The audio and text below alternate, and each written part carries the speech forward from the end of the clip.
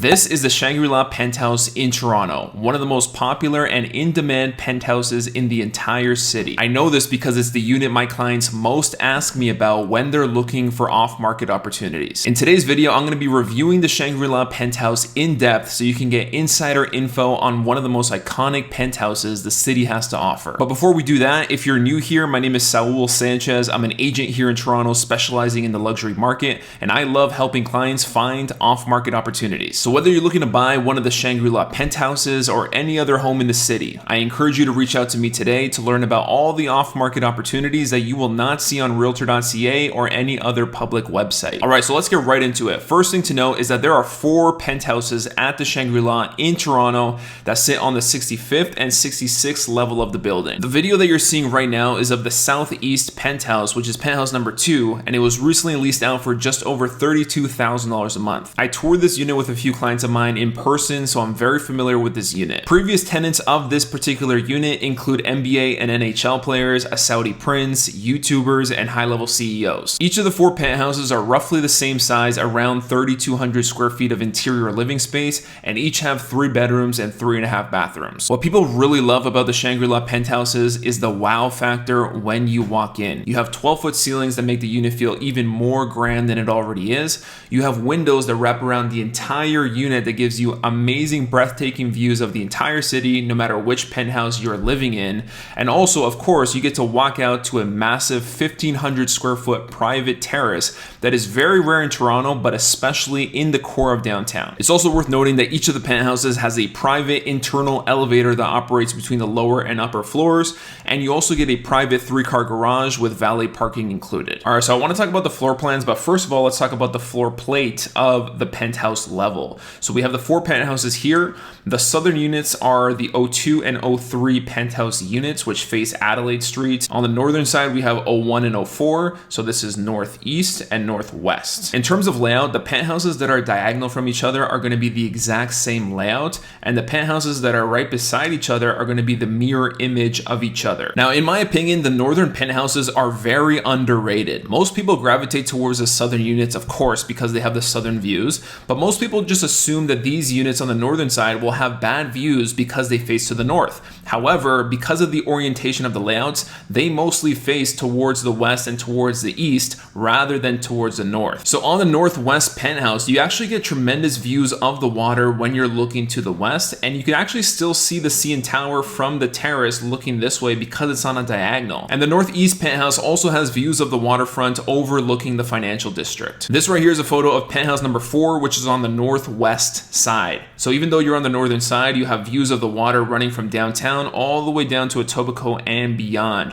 When you're on this terrace right here, you can see the CN Tower on this side. So the lower level here consists of 1,665 square feet of interior living space in this particular penthouse. As you enter the unit right here, you have your powder room and entry closet on the left-hand side, and then it opens up into the living room. What I like about what they did here is that if you can see right here in the floor plan, there is a pillar right here in the middle of the living room, but they put a fireplace around it to kind of hide it and make it seem like it's not really breaking up the space. They kind of made it part of the room, which is a nice touch. From there, you have your dining room that is also the hallway to the rest of the unit. You have the beautiful glass staircase that's iconic in this unit as well, and then you have your kitchen and family room combined. In between there, you have your wine cellar right here and private elevator going up and down between the 2 floors. What I really like about this layout as well is that every single room has beautiful views of the city, and every room also has direct access to the terrace. So you're going to see exit points on all sides of the unit. Then of course you have the massive outdoor terrace that has endless possibilities of what you can do out here. It's worth noting that there's also outdoor speakers throughout the entire perimeter of the terrace, and also has a water connection if you want to have a whirlpool, hot tub, and even shower. Now the upper level consists of 1,515 square feet of interior living space and consists of all 3 bedrooms as well as the laundry room. Now if you'll notice, all the bedrooms are well sized and well proportioned, but better yet, every single bedroom has its own walk-in closet and ensuite, which is is a nice touch to have. Now, my favorite part is the fact that the bedrooms each have incredible views, no matter which one you're sleeping in. So even if you're in one of the smaller ones, these are actually corner bedrooms. So the windows run on either side. So no matter which way you're looking out, you're gonna get incredible views. Same with this one as well.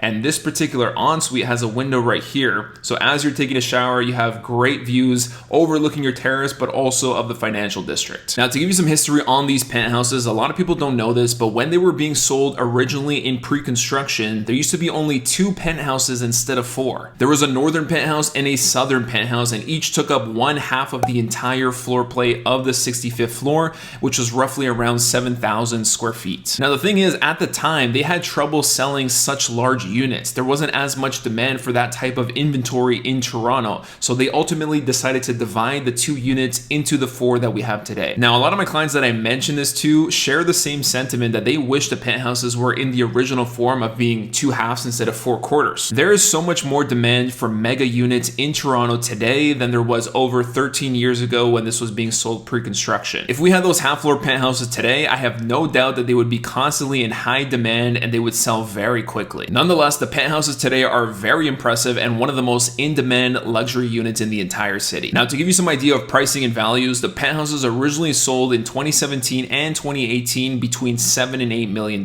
Today, they are worth somewhere in the ballpark of $11 to $13 million plus, depending on the exposure and depending on the level of upgrade since the original purchase. Finally, if you want the floor plans for all the penthouses, better yet, if you want the floor plans to every single unit in the entire Shangri-La residences, go to this page right here. I'm going to link it down below to my website. Click on this button called floor plans. It's going to take you to this section, and I have divided the floor plans between every section of the building: Residence Collection, Private Estates Collection, and the Penthouse Collection. If you click on this button, it's going to reveal the floor plans. You can click into them to compare them. You can go through every single one of them and see what you like best. Below that, you're also going to see the available suites in the unit for sale and also for rent. So no matter what you're looking for, you're going to find it on this page if you're interested in the Shangri-La. So with that being said, I really hope you learned something new about the penthouses at the Shangri-La in Toronto. If you did, make sure to like the video down below. And if you would like some help finding off-market opportunities for any home in the city, make sure to reach out to me personally. I'll be happy to help. Until next time.